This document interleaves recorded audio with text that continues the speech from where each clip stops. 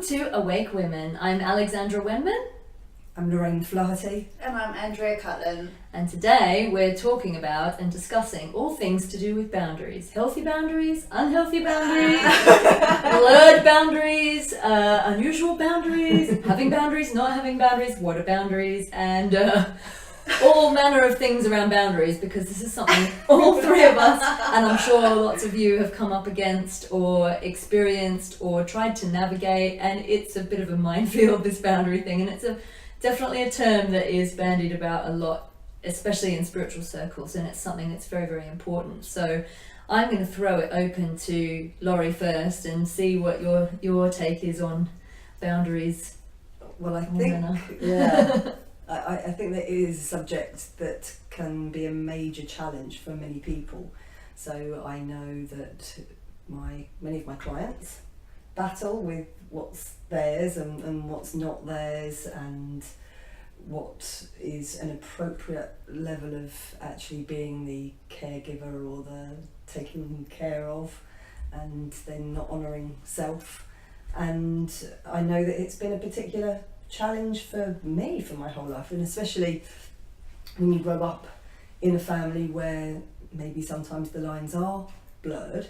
And I'm conscious that I had a very sort of up and down, so from being immensely blissful and joyful and happy and lots of creativity and singing and laughter and playfulness in my family, there was also a lot of turmoil and upset and you know, very, very confusing times. And so at an early age I would often step in and be the caretaker. I would often end up, when rows happened, either stepping in to diffuse the situation, because I'd rather they were angry with me than each other, because then they would stay together and I was terrified that they might part. Or when things had escalated and maybe one would leave, I would then take care of the one that was remaining and then have to deal with the other one when they came back. And I constantly found myself as a bit of a kind of a healer of those situations. So even as a young child, my boundaries of what was my role as a child and as a daughter and as the sort of healer, if you like, the caretaker in the situation, it got really blurred. And then when I looked back, I realised that many of my friendships actually turned into it was the same dynamic. So I was often the agony aunt. I was often the go-to person for people that had boyfriend troubles or family troubles. And I loved that role because it felt really comfortable, it felt really familiar. And so I take full responsibility for the fact that that was the part that I played, because I would love it to just sit there and hold that space for somebody. I think in a way it made me feel like I was being a good person. And I think if I'm really, really honest, I think somewhere in the back of my head, there was a part of me that thought that it would be reciprocated in some way. And I never asked for anything back from people, and in fact I would never share any of my problems really, or what was going on with me. I might talk about boyfriend troubles, but not the deep stuff that was going on with me, because I didn't want to admit that I had problems. I didn't really want to talk about what was going on in my life, because I just needed to be strong, and for me that was that sign of weakness. Being vulnerable was not something that I wanted to share. And I kept thinking that it would come back somewhere later. And I kept waiting, and you know, not often, it usually never did. And then even when I stepped into my working life, it was the same thing. You know, I started off as a hair and makeup artist, and I found myself being agony aunt again, listening to people's problems and helping them to see things from different perspectives. And even when I went freelance, I felt uncomfortable even charging people a lot of money, because the boundary lines between what was my role as their hairdresser or a friend and then it being my job was so blurred that I felt really uncomfortable asking for money, because it was like I was doing a favour or hanging out with a friend. So my boundary lines, my whole life, have been really, really blurred, and I think I've always in many ways given more and expected very little back, which is then of course what I got. And so it was a big revelation for me when I was doing therapy. I was doing psychosynthesis with someone for about 5 years, because I knew, I was transitioning from the hairdressing role into maybe at some point being a therapist, so I knew that I needed to do the work on me. It was very clear that then I needed to find a way to set boundaries and have a kind of positive framework around it. And I remember being told really clearly by my therapist, if it's not your job, then it's not your job. Your job is not to fix your parents, your job is not to fix your friends, your job is not to fix those people that are coming in for a hair transformation. That's not your job. If you're not being paid for it, and particularly, and this is one that I'm sure all of us and I'm sure many people experience, that because it becomes so familiar to me to find solutions for people's problems, and my brain works in quite a male way, so I'm really, really good at seeing the solution. And I would know, I could see the bigger picture, so I could see what people needed to do. So I would always, I felt, give them really good advice. I could see what they needed to do quite easily to change things for the better.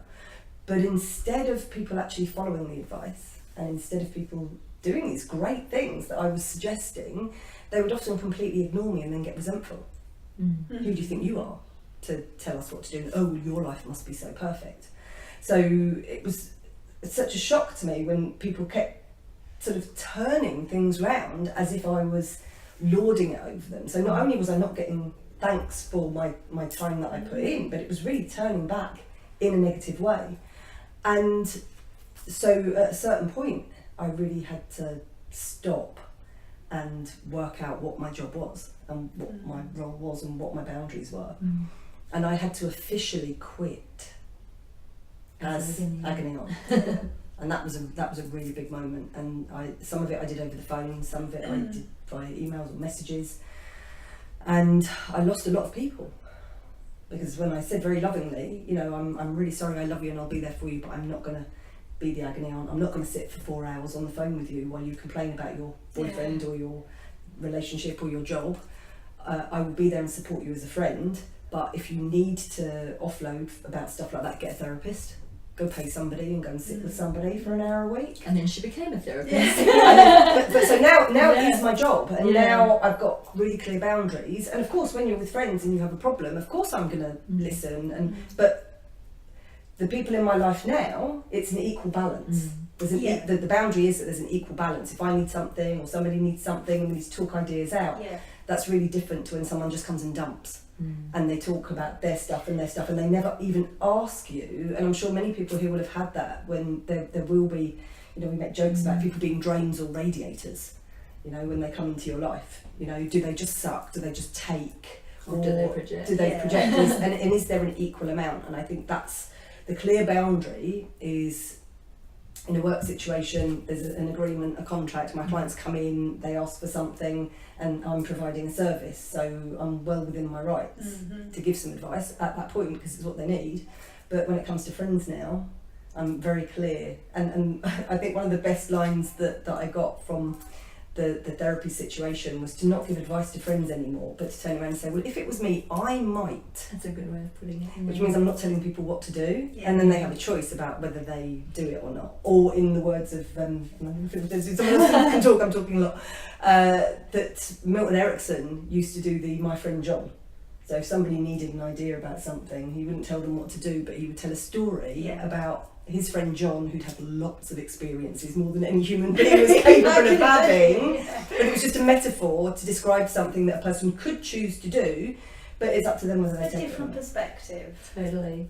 I want to come over to Andrea now too, because Andrea was talking a lot about boundaries just before we started, and I know, I'm let these two go first because I'm like, oh God, at the moment I'm dealing with an issue with boundaries, so I'm like, I want to get the juice from these two to help me through my issue right now. So, Andrea, therapist number 2. Yeah. What's your take on boundaries? Okay, well, boundaries has been, for me, a lifelong exercise that has equated in the understanding that it's just self-love.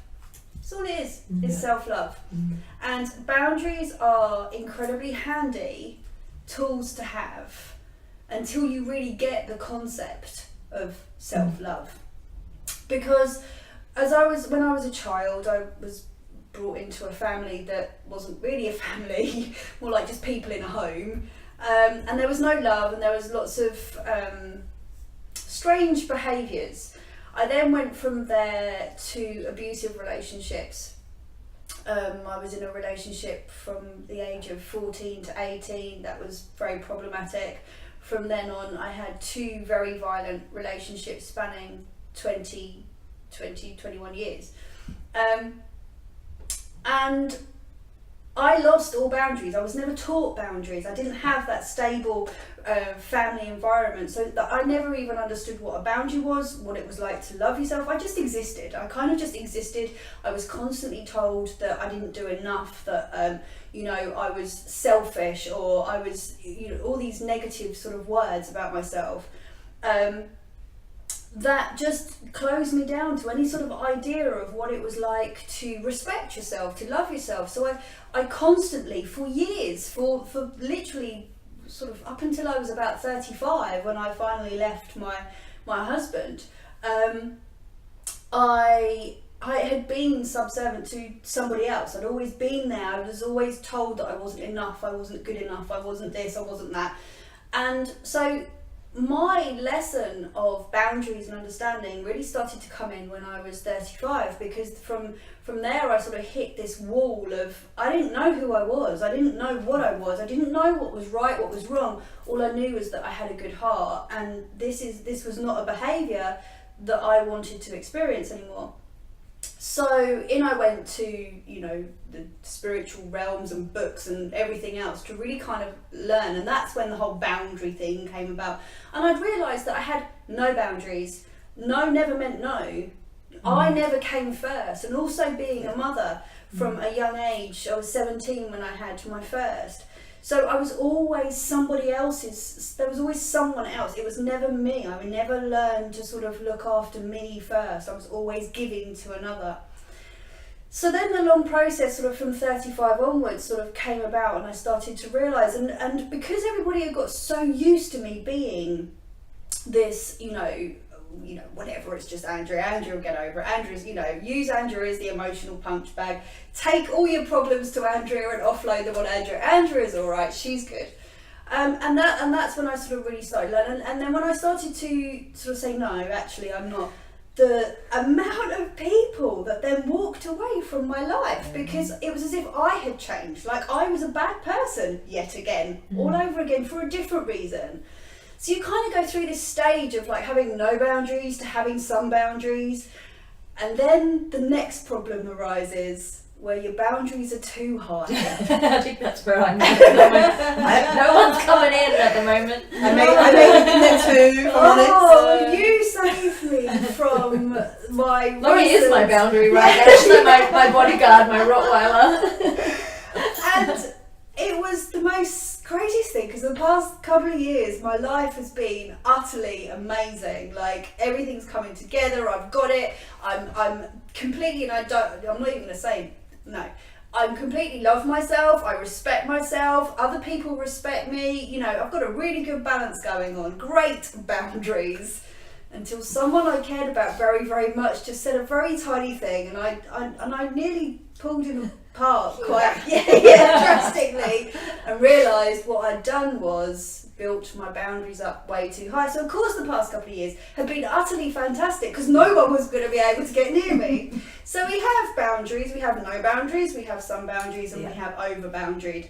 And now what I've really learned since that last episode is boundaries can kind of be an avoidance as well.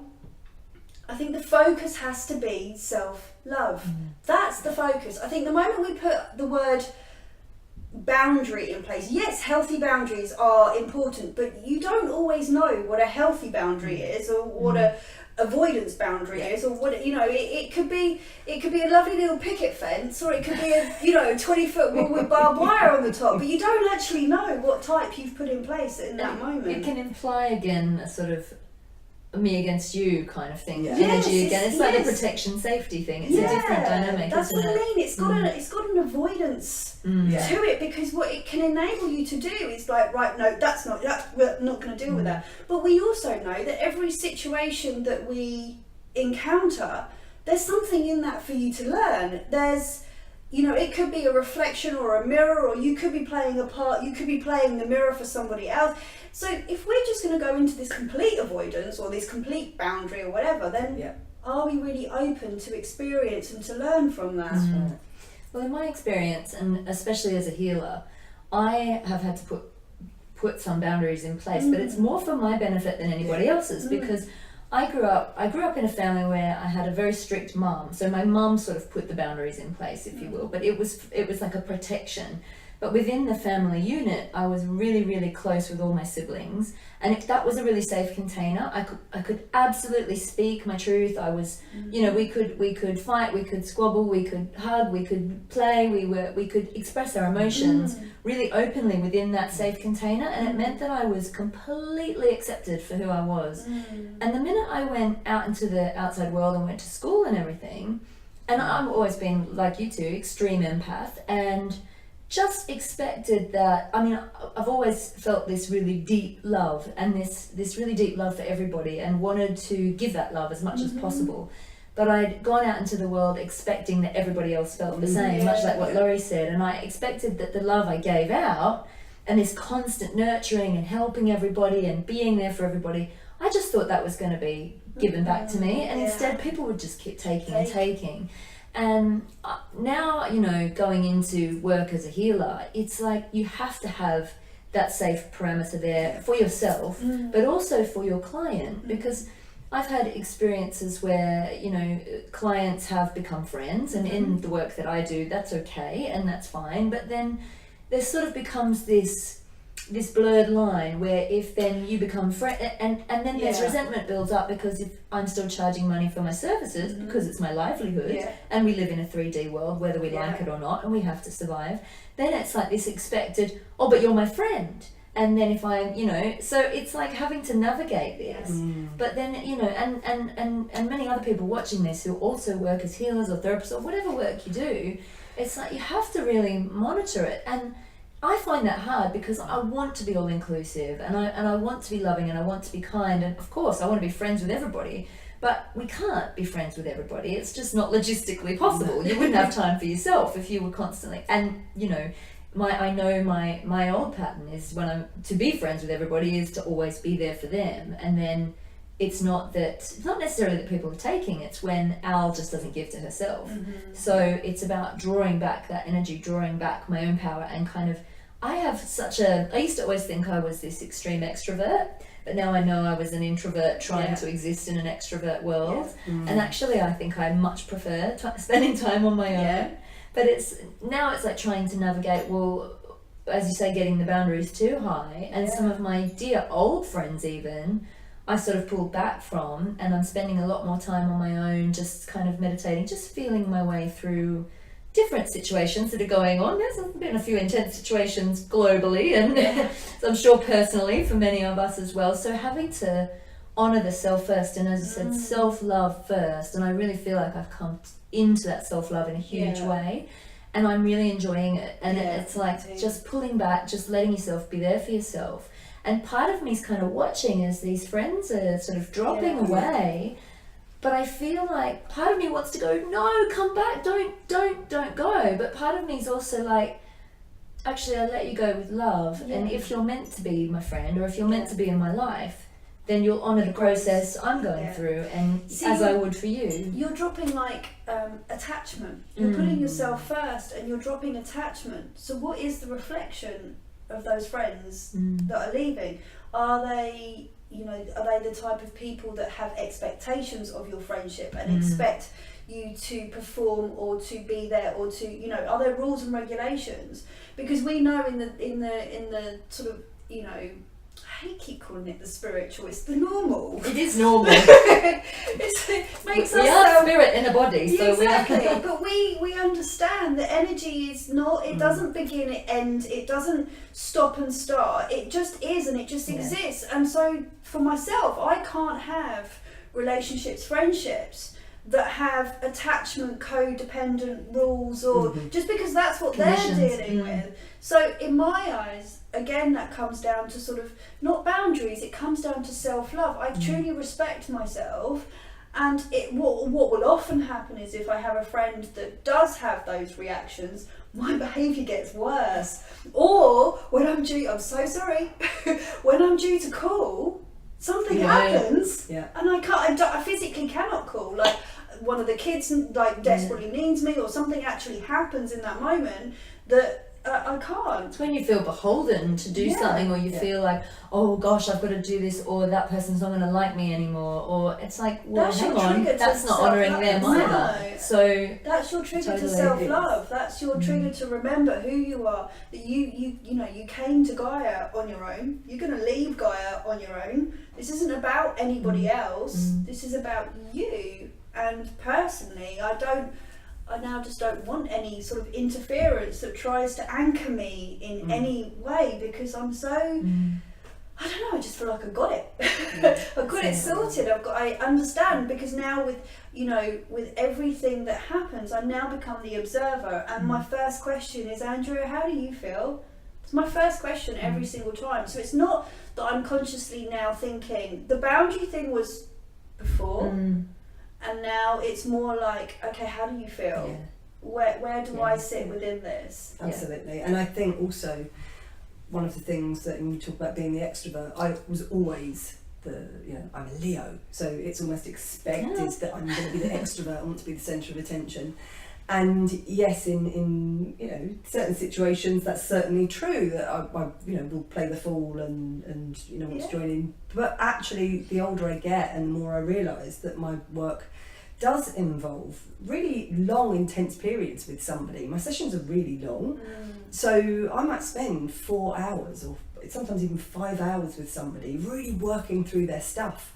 And then it gets to the end of a day, and I might have seen 1 or sometimes 2 clients in that period, and it's so intense, and I'm actually physically exhausted at the end of that. And then I get out, and then there's the thing where I'm supposed to call somebody, I'm supposed to send a message, and what I don't want to do, because I want to honour the people that are in my life, I don't want to just send a quick thing that I haven't thought of.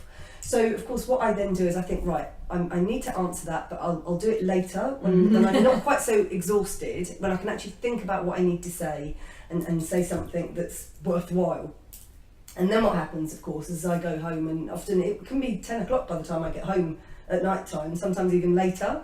And then of course I fall into a deep sleep, and I wake up in the morning and I'm kind of running again, because I've got the next set of the day. So sometimes it can be days, and sometimes, if I'm really honest, it can sometimes even be weeks before I get back to people. And I'm really conscious that, as somebody that wants to live with integrity and have high values and honour the people in my life, that's not great. But I've also had to say to the people that are in my life, I don't not get back to you because I don't care about you. And I don't do it because I'm trying to disrespect the friendship or to lessen what you mean to me. Sometimes I just literally don't have time to do it, or to do it properly. But then on the flip side as well, a true friend or someone who truly loves you and honours you will honour that. They won't. They'll understand. They'll be self-aware enough to know that it isn't something personal, or that if it's triggering something in them, then what is it? What is their reaction? And I actually had to say to a friend of mine who said, well, actually it's really rude. And I said, I know, and I'm sorry. And she said, no, but do you understand? It's really, really rude. You've got to stop doing it. And I said, look, I know it's rude, but this is who I am, and if you want to carry on being my friend, you're just going to have to accept that this is a behaviour that I do. And it isn't any reflection of you, it's a reflection of me, and I love you, and if you can't handle that is what's going to happen sometimes, then we can't do this. You have to accept me as I am. Hang on a minute, that's just human conditioning that says it's rude. It's rules again. It's not rude. Yeah. And so thankfully we've kind of managed to get to it, and I said, you're going to have a sense of humour about it. I will accept and love all the things about you, and what I know about good friendships is that a good friendship is one where you can just pick up where you left off. Yes. Yeah. And it doesn't matter. Years can go by, right? Absolutely. And So it's like yesterday. I have loads of those. Yeah, and they absolutely. Are, And they it's are amazing. The best. I have a friend who lives in Brighton now, and we might see each other once every 2 years. Yeah. And it is, and we both know we're not, you know, we don't chase each other, there's no communication, but the moment will just be right just to get together, and then we will spend an entire day together and we catch up about everything, and it's wonderful, but it feels like I saw her yesterday. Yeah. And the relief of that, you know, very fluid boundary around that friendship is wonderful, because it means I don't have to think, have I upset them? You know, is it bad that I haven't got back to them? So again, healthy boundaries around friendships are really important, and that expectation. Nowadays, the thing that I think with boundaries as well that's become really difficult is this instant communication. People know that you have your phone in your pocket, and they know that you are They know when you've seen it. And they know when you've seen it. And sometimes I will, in between clients, pick up a message and I'll read it, and then I've got somebody turning up in 5 minutes. So I haven't got time to answer it there and then. But somebody knows I've read it. And the amount of people that I've had who've sent me, you know, blah, blah, blah, big complaining messages because I didn't get back to them. And this instant thing, and I'm like you, is that there will be a part of me that will sometimes, if I start to feel pressured by stuff like that, I'm like a turtle. You're just like, I am like a turtle. Yeah, I will literally just drop in and disappear. And that is my protection mechanism. When I'm not feeling good, when I'm not feeling great, I don't want to go and talk to everybody about it, because that's my way of dealing with it. I want to go home, I want to shut the door, I want to turn everything off, I want to put the covers over my head, and I just want to stay there. I want to do nothing. And I will heal in that way. Other people need to go out and share. They need to talk about it. They want help. They want support. They want someone to hold them. That's just not what I do. And I've also had people tell me off. They're like, if you're feeling bad or you're not feeling great, call me. So you have no idea that is the last thing that is going to help me. Exactly. No. That is not going to help. That is just going to make me feel a million times worse to admit to you that I'm in a shitty place. Not going to happen. Not just that, but you have moments where you're actually really like peaceful and calm. You've got all this chaos going on around you. You're really peaceful and calm. The last thing you want to do is get onto a phone and break it all through again. I know. So it's still a little bit of a minefield for me in a way. I am still trying to clear it, but I think honesty with people, and that's what I found now, that rather than just go, oh, I hope I haven't upset that person, now when I just explain, this is my boundary, this is what I'm going to do. When I'm not feeling good, I am going to disappear for a few days. I'm fine, and I will come back to you, I'll come out when I'm ready. But just please honour that. Please honour that that is what I need to do. Can I just take you back to the friendship? The one that you haven't seen in years, because I think what you said in there was incredibly important, because it's what we teach. You know, the non-attachment, the being in the flow, understanding energy and being with that energy. And that example is the perfect example of how we should be with every relationship and situation within our life. You know, you look at those, you know, say marriages or relationships that are very sort of codependent or whatever, they're very controlling, they're very you know, they're just in boundaries kind of thing, and they really do not work, they're toxic.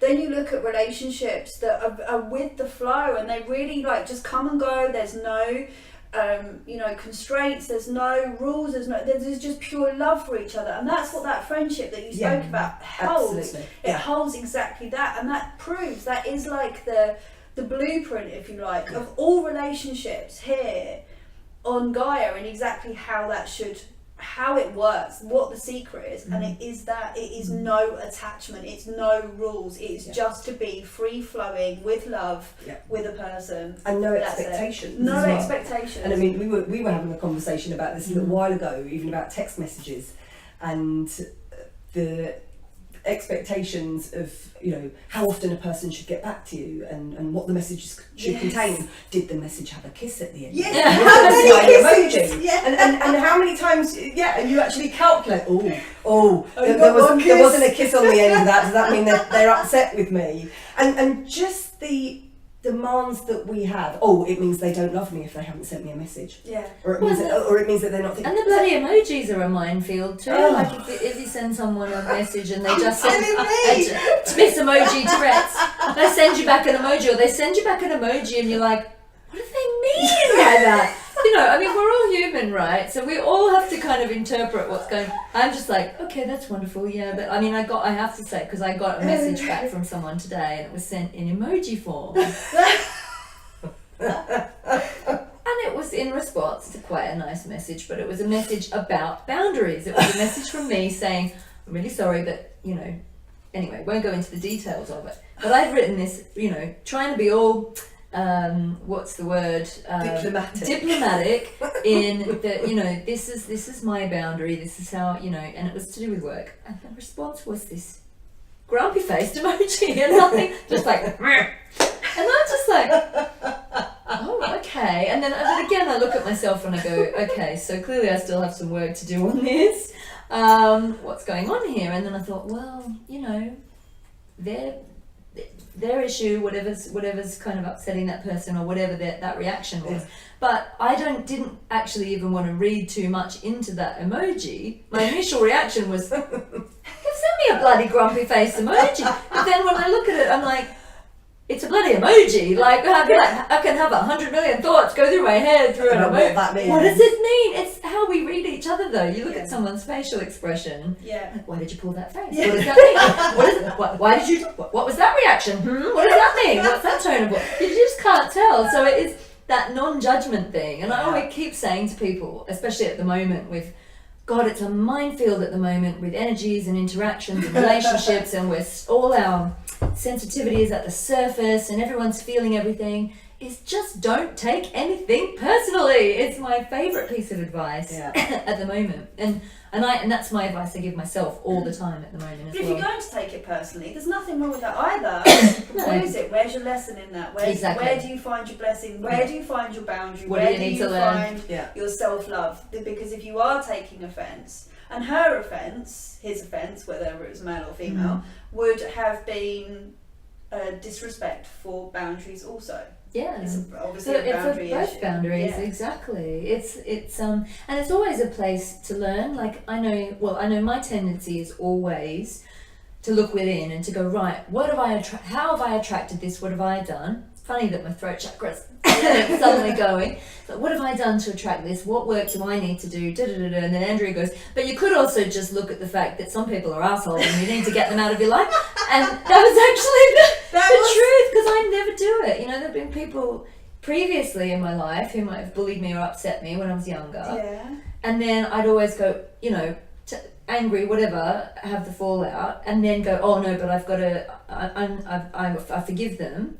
And it's fine to forgive, but then let that person walk straight back into life again. You don't have to take people back into your life when they're, you know, and that's a boundary. And that's a self-loving boundary again, isn't it? Because at the end of the day, like you said, some people are just arseholes, but they're being arseholes to show you that you don't have to be in this fluffy love light crap. You can love them, but from a distance. Exactly, but it doesn't mean you have to be, you know, give to them as you would to another that's going to give you back in return what, you know, and mirror the positive, you know, stuff back. But can I say about emojis as well, is that we have to stop mind reading and thinking that we know what it is that's going on. So we are psychics. Well, I know we are, not everybody is, but sometimes somebody's interpretation of what it is that they think that emoji means might be quite different to what we think. Because how many times have you sent a message thinking it was funny and somebody's actually taken offence to it? Oh, all the time. Emoji Tourette's. You send a message and you're joking and you really are just being very amusing and cheeky about something, and then the person has taken it that you're being That's rude. where the emoji comes into play. No, I know, but even if you put smiley-faced emojis, they don't necessarily read it in the same way that you said it. So again, without tonality, it is very, very difficult. So even in that, we have to be aware. So I always now, before I send a message, do go back and read it in various different tones of voice. This is because good day to you. Anal. Good day to you. Good day to you. Good day to you.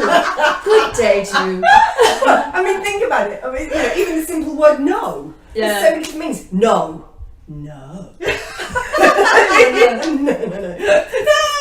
You it can have so many different meanings. So I go overkill on my chat. Really sorry, lots of love, kisses and everything, rainbows and hearts. Oh, chuck in all the love, just so there's no confusion, and then get back a grumpy face.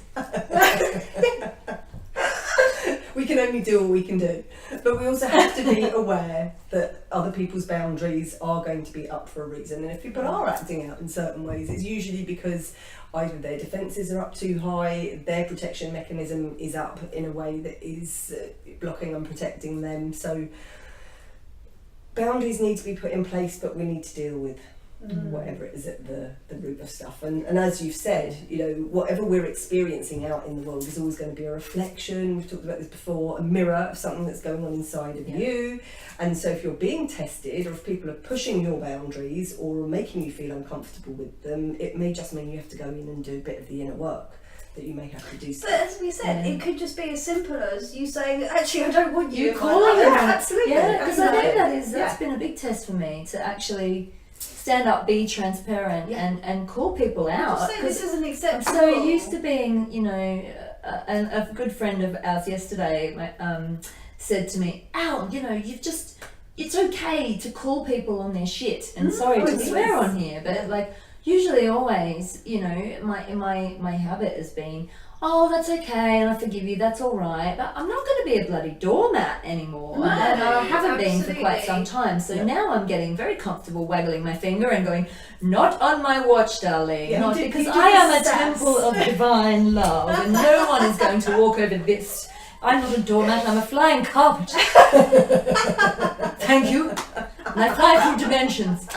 Anyway, no, I'm waffling now. Absolutely. But the thing is, it is about that. The boundary is, I've always said, Here's a flying carpet. I've got to a place where I can hold absolute, complete, unconditional love for everybody. Everybody, without exception. Yeah. That includes historical figures and anyone that's done anything, because I get it. I get the role that people play, and so I'm able to step out of judgment and accept that the roles that people play, and even the challenges that they provide for people, even the really gruesome ones, it's all serving a purpose. So I can hold unconditional love for every soul that has ever lived. Do I like some of their behaviours and some of their actions and the way that they are? Hell no. Am I going to tolerate bad behaviour and people being, horrible to me or anybody around me? Hell no. Absolutely not. That's my boundary. You hurt me, I may give you a little bit of rope, okay, and find out what's going on and then deal with it. But you hurt someone that's important to me, and I am like, don't mess with her. Yeah, no. So my boundary about that, when you mess with people that are important to me, I'm not going to be responsible for my actions quite often. But we need to be like that with ourselves. I was just Exactly. We need to be like that with Exactly. ourselves. Because My lioness comes out. what you've said there is that you value. Others, I know. I'm still working on the Yeah. boundaries. Emily. I'm working on it. I accept. It was a totally. great- I get it. it was a Okay. great story. Without them, without you, I know. they don't have their warrior. I know. So that warrior has to. I want to share this That's story. why I'm still working on it. I've got to share this story because when I was at boarding school in Sydney, I was at an all-girls school, and this was when I was much younger. I was probably about 16, and they brought in we did like self-defense training. They brought in a policeman, and he actually worked in a special victims unit for rape victims and women who'd been abused and things like that. And he taught us some really simple kind of self-defense techniques. And he said 9 times out of 10, an attacker will back off the minute you say no, that you forcefully just say no. And then he said that he couldn't believe the amount of women who he would say, to a woman, I think there was one woman where she'd been attacked in her home, but she had a little girl, and her little girl was away at her father's or something that night, but she'd kind of not protested because she was so terrified. She just let it happen. And he said, what if your little girl had been at home, and what if he tried to go upstairs to get to your little girl? She said, I would have fucking killed him. And he said, well, this is why couldn't you do that for yourself? It's not to victim shame or anything like that, but he kind of said to us as women, you need to be more protective of yourselves in that, if you would defend someone else to the death, why wouldn't you defend yourself to the death? Although in fairness, and on that story, I was mugged once. A few years ago, it was a new early days of mobile phones, and I had a nice new red shiny phone. And I was on the phone, and I was talking through my hair, and a guy came up behind me and grabbed the phone through my hair. And whatever warrior about taking care of anybody else, I was taking care of myself. I mean, I let that guy have it. I mean, I literally kicked him, I punched him, I screamed the place down, and there was no way I was going to just allow that to happen. And it was only when he pulled out about a chunk, about this much of my hair started going with the phone, that I actually realised, I need to protect myself more than I need to protect my mobile phone right here. I can replace the phone, can't replace my scalp. Yeah. And anyway, so I let go, and he was still pulling. And I said, I have let go. I just sort of looked at him and said, I have let go of the phone because you've just pulled my hair out. And then he ran off, and I yelled out behind him, I have insurance, and it's not going to work, and your karma's going to really come back and bite you on the arse. Thank God you have insurance. Yeah. Defend the self before the phone. Yeah. So yes, we do, but I mean, these are quite extreme. It's extreme that we're talking about, but generally speaking, when there's a boundary that needs to be put in place, it is extreme to that person anyway, isn't it? If you need to put many different degrees, definitely. Yeah, we might be talking about burglaries and muggings or whatever, but whatever is going on in that moment, it's heart wrenching to that person. Yeah, absolutely. So I think that we need to find ways to really learn how to honour self. This is the point, isn't it? Yeah, it's about I'm going to come back yourself. to self-love every single time. I think it's about learning to say no with love, but with firmness, to things that aren't appropriate. One of my favourite kind of learning experiences really was coming from a family where everybody else came first. That was Irish Catholic. It was always giving. So if you were invited to do something and it wasn't okay for you, you kind of, I better, because I don't want to make that person feel bad, so you'd go along with it even though you didn't really want to, and whatever. And I remember working with a friend of mine, and we would go to events. She was a performer, and people would say, I'm having a party and I'd like you to come, and she'd say no. And I remember thinking, how did you? And they'd go, oh, okay, and then they'd walk off, and then somebody else would come up and say, I'm doing this launch party, I'm doing this event, do you want to come and participate? I'll put your name down, and she'd say, no, I'm not available. And something in me would be kind of struggling, like what just happened, and this person would go, oh, okay, sure, and they'd walk off. And this thing kept happening where she just kept saying no, with no excuse, no reason, just no. And at one point I had to sit down and say, how do you do that? And she said, what? And I said, you just say no, without giving them any reason why you're not going. What was behind it? Well, she said, well, I don't want to be there. So I pretty much figured that if I go and I'm feeling bad, that's going to make them feel bad. So I'm actually doing it out of the goodness of my heart. Why would I lie? Why would I go to something or attend something? It's not going to be good for anybody. So it's just much better that I cut all of that discomfort out right at the starting point. I'm just going to say no. They're just going to have to deal with it. This is it. It's my truth. I was like, oh, hallelujah. Oh my God, that was like the clearest thing. Her boundaries were so clear, and no one took offence. That was the thing. My fear that if I say no to somebody, that it's going to upset them or hurt them. She's like, well, they're going to be bothered either way. Exactly. If I say yes and go, and then I'm a miserable cow when I get there, that's not going to do them any favours, is it? So I may as well just give them a little bit of discomfort in that moment by saying no, and then everyone's good.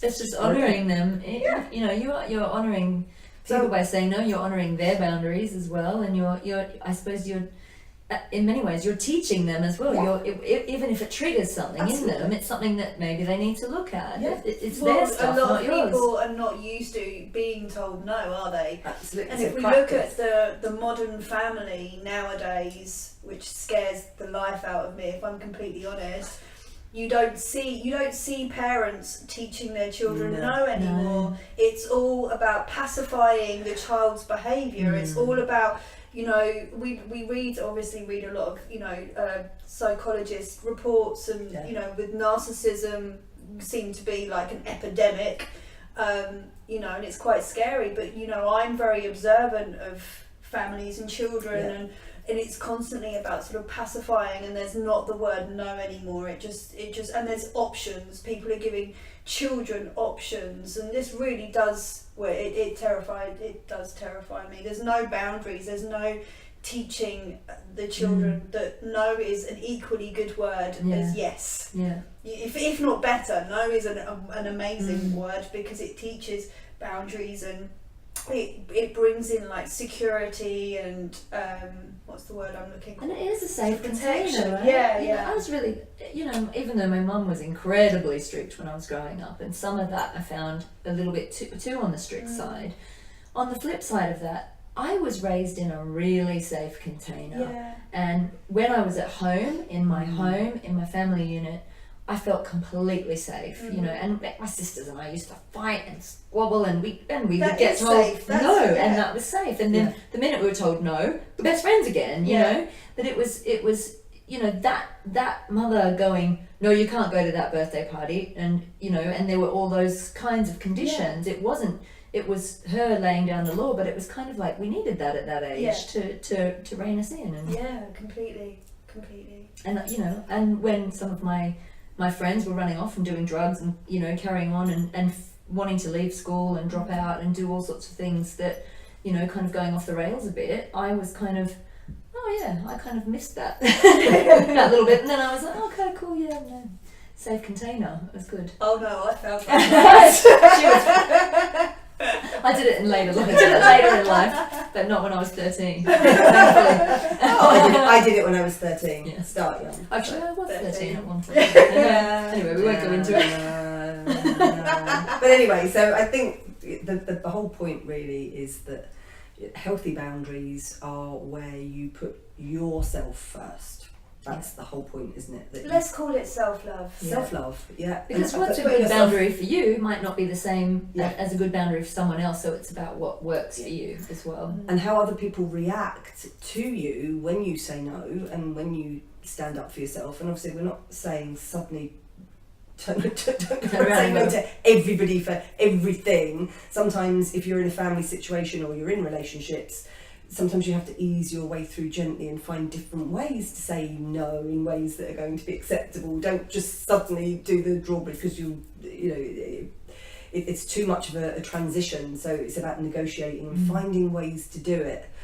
But it really is about encouraging you to find the healthy boundaries for you and then start to stick by them. And the more you practice gently, actually just increasing those boundaries and playing with those ideas of saying no, the more you do it step by step, the easier it gets, and soon you'll find that you'll have boundaries in all areas, and people will come and test you. They still come and test the universe will send them to you to test you. And I'd just like to say as well that if your boundaries do go up too high, Lorraine is a wonderful therapist to help you. Excuse me.